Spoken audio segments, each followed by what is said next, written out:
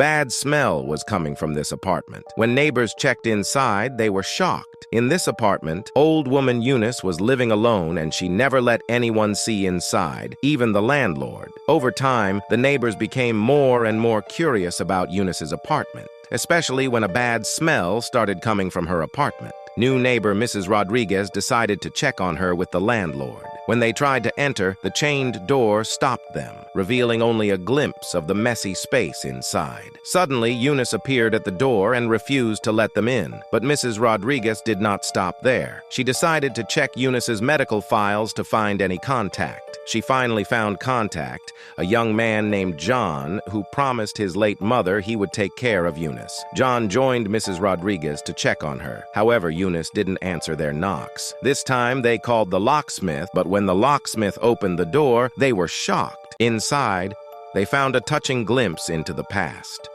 Eunice's apartment was like a museum of World War II, filled with letters, photos, and keepsakes, all about her brother, Daniel, who had died in the war.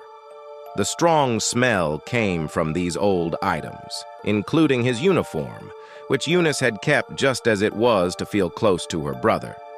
Touched by Eunice's deep sadness and how she kept her memories alive, Mrs. Rodriguez suggested moving these personal items to a local museum.